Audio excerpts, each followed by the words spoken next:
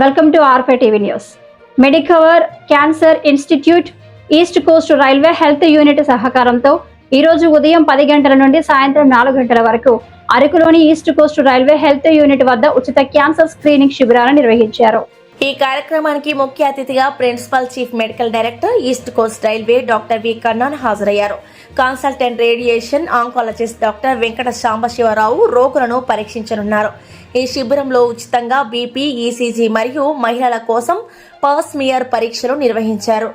నమస్తే అండి, నా పేరు doctor D Venkata Sambasivarao, oncologist from Medicover cancer institute, Visakhapatnam.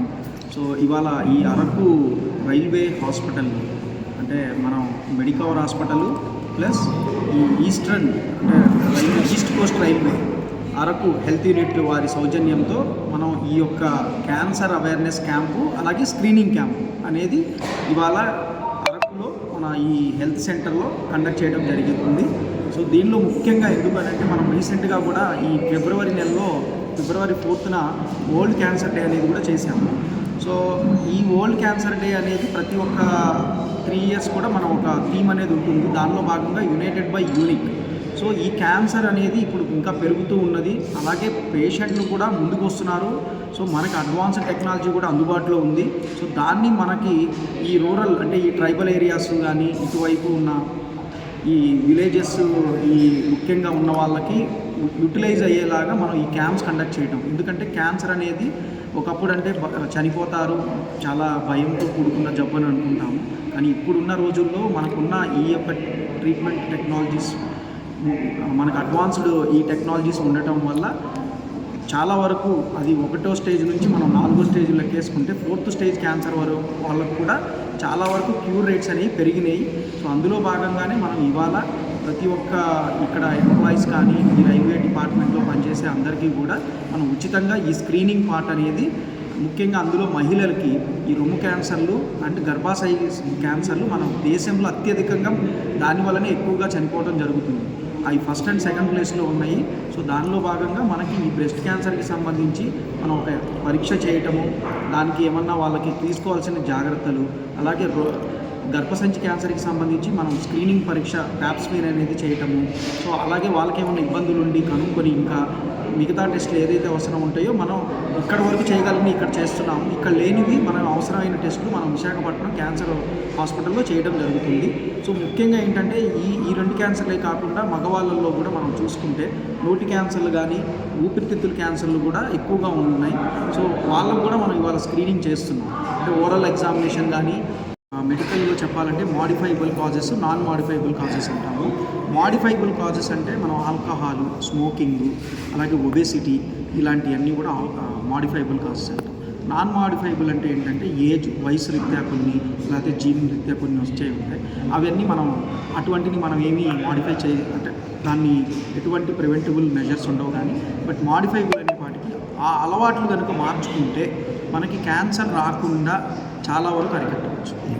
క్యాన్సర్కి మందు కనిపెట్టారు, కానీ పబ్లిక్లో రాకుండా కొందరు ఆపుతున్నారు అనే ఒక వదంతో ఒకటి సోషల్ మీడియాలో వస్తుంది. ఒకటండి, ఏదైనా సరే ఒక డ్రగ్ కానీ రిలీజ్ చేయాలి, అది ఎటువంటి అంటే క్యాన్సర్ కానీ లేకపోతే హార్ట్ కానీ హార్ట్ డిసీజ్ కానీ ఇంకోటి కానీ food and drug FDA food and drug administration వాళ్ళ అప్రూవల్ అవన్నీ కూడా కొన్ని ట్రయల్స్ జరిగిన తర్వాత 1కి 2 phase 1, phase 2, phase 3 ట్రయల్స్ అంటాం. అవన్నీ ప్రూవ్ అయిన తర్వాతనే రిలీజ్ చేస్తారు. తప్పితే ఏదో ఇప్పుడు రీసెంట్గా మనం కొంతమంది ఈ అల్లోపతి కాకుండా ఈ షిమోగా, కర్ణాటక సైడ్ శివమొగ్గ అంటాము, అలా పౌడర్ రూపంలో ఉండేవి ఇవన్నీ వాడుతుంటే బాగుంది అని అనుకుంటున్నారు. యాక్చువల్గా చెప్పాలంటే దానికి ఎటువంటి సైంటిఫిక్ ఎవిడెన్స్ లేదు. ఒకటి. రెండోది, అది ఓన్లీ ఇమ్యూన్ బూస్టర్, అంటే మనలో ఉన్న నిరోధక ఈ మన ఇమ్యూనిటీ లెవెల్ని ఇంక్రీజ్ చేయడమే తప్పితే క్యాన్సర్ కణాల మీద ఎటువంటి యాక్షన్ అయితే ఉండదు. సమీప భవిష్యత్తులో అసలు తగ్గకపోతే కనుక వాళ్ళకి వీలైనంత వరకు మనం అడ్వైజ్ చేయటము, దానికి తీసుకోవాల్సిన జాగ్రత్తలు చెప్పటము చేస్తున్నాం. సో ముఖ్యంగా ఇంకొక ఇంపార్టెంట్ ఏంటంటే మనం దాదాపు ఏదైతే క్యాన్సర్స్ మనకి అటు ఆడవారిలో కానీ మగవారిలో కానీ వస్తున్నాయో ఒక 1/3 ఆఫ్ క్యాన్సర్స్ మనం ప్రివెంట్ చేయగలిగాం. సో అందులో ముఖ్యంగా సర్వైకల్ క్యాన్సర్. అది సర్వైకల్ క్యాన్సర్ అనేది వ్యాక్సినేషన్ అందుబాటులో ఉంది. ఆ వ్యాక్సిన్ అనేది 9 ఇయర్స్ నుంచి 45 ఇయర్స్ వరకు కూడా రికమెండబుల్. ముఖ్యంగా అందులో 9 to 14 ఇయర్స్ వాళ్ళకి 2 డోసెస్, 15 to 26 ఇయర్స్ వాళ్ళ వరకు 3 డోసెస్. ఇది యాక్చువల్గా 9 to 26 ఇయర్స్ వాళ్ళ వరకు చాలా ఎఫెక్టివ్గా పనిచేస్తుంది. కానీ 45 సంవత్సరం వచ్చిన మహిళల వారు కూడా ఇది వేసుకోవచ్చు. సో దానికి కూడా వాళ్ళు 15 కంప్లీట్ అయ్యి 45 వాళ్ళ వరకు కూడా 3 డోసెస్ తీసుకోవాల్సిందిగా అది అడ్వైజ్ చేస్తున్నాము. సో అలాగే మనకి రొమ్ము క్యాన్సర్కి సంబంధించి కూడా మనం ఇవాళ ఎగ్జామినేషన్ కానీ తర్వాత మ్యామోగ్రఫీ కూడా చేయటం జరుగుతుంది. సో ఇవన్నీ కూడా ఈ యొక్క చుట్టుప్రక్కల ఉన్న ప్రజలు కానీ అలాగే ఈ యొక్క రైల్వే ఉద్యోగులు కానీ వాళ్ళ ఫ్యామిలీ మెంబర్స్ ఉపయోగించుకుంటారని ఆశిస్తున్నాం. ఇక్కడ కంపారిటివ్ లైక్ పోలియో కానీ ఇలా కానీ ప్రివెంట్ చేయడానికి అవకాశం ఎక్కువ ఉంది.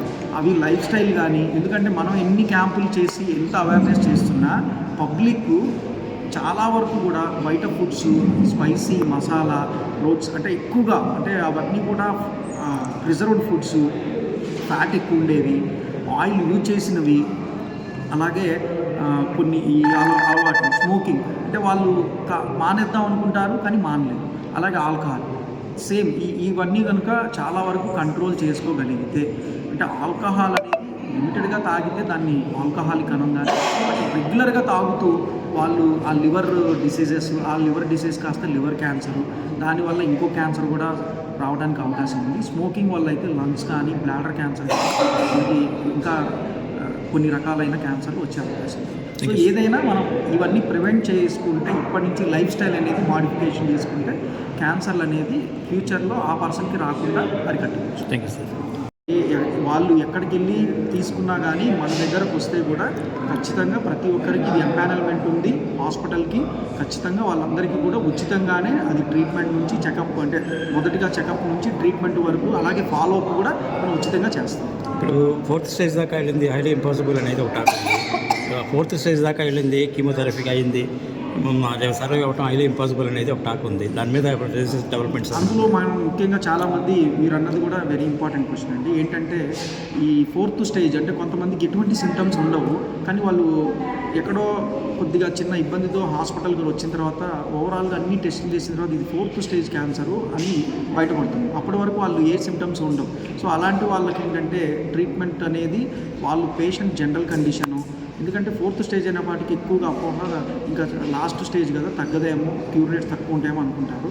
కానీ దాదాపుగా 100 మందిలో ఒక 30% అంటే 30 మంది వరకు కూడా 5 years వరకు కూడా సర్వైవ్ అవ్వగలిగే ట్రీట్మెంట్స్ అనేవి అందుబాటులో ఉన్నాయి. అందులో ఏంటంటే 4th స్టేజ్లో ఉండే వాళ్ళకి కొన్ని కోమార్బిడిటీస్ ఏమన్నా ఉన్నాయా లేవా అవి కూడా దాని మీద డిపెండ్ అయి ఉంటుంది ప్రోగ్నోసిస్ అనేది. సో ముఖ్యంగా ఆ 4th స్టేజ్లో వచ్చే వాళ్ళు పేషెంట్ వయసు అలాగే వాళ్ళకున్న ఈ కోమార్బిడిటీస్ అంటే దాన్ని దృష్టిలో పెట్టుకొని మనం ట్రీట్మెంట్ చేస్తాం. ఇప్పుడు ఆహారపు అలవాట్ల క్వశ్చన్ అండి, అంటే మనకి పట్టణాల్లోనూ ఇలాంటి ట్రైబల్ ఏరియాస్లో ఈ ఆహారపు అలవాట్లు ముఖ్యంగా ఇక్కడ ఉండే వాళ్ళు ఏంటంటే ఈ నోటి క్యాన్సర్ అంటే ఈ పాన్ పరాగు గుట్కాలు వాళ్ళు ఎక్కువ కూడా ఈవెన్ ఆ లేడీస్ అంటే ఎక్కువ వయసు ఉన్న వాళ్ళు కూడా రివర్స్ స్మోకింగ్ అంటాం. సో దానివల్ల ప్యాలెట్ క్యాన్సర్స్ అంటే ఓరల్ క్యాన్సరే ఈ హార్ట్ ప్యాలెట్ క్యాన్సర్స్ అనేవి ఎక్కువగా వస్తూ ఉంటాయి. సో అలాగే మగవాళ్ళు చూసుకుంటే ఈ టంగ్ క్యాన్సర్స్ కానీ లిప్ క్యాన్సర్స్ అలాగే దవడ క్యాన్సర్స్ వచ్చే అవకాశం ఎక్కువ ఉంది. అది పట్టణాల్లో కంటే కూడా ఈ ప్రాంతాల్లో ఎక్కువగా కనిపిస్తాయి, ఎందుకంటే అవి ఆహారపు అలవాట్ల వల్ల ఎక్కువ రావడానికి అవకాశం ఉంది. ఈ పాన్ పరాగ్ కైని ఇలాంటివి ఎక్కువగా తీసుకోవటం అలాగే రివర్స్ స్మోకింగ్ అనేది ముఖ్య కారణం. సరే ఇక్కడ ఐడెంటిఫై చేసిన క్యాన్సర్ అంటే మీరు కాకుండా బయట వాళ్ళు ఎవరైనా చేసిన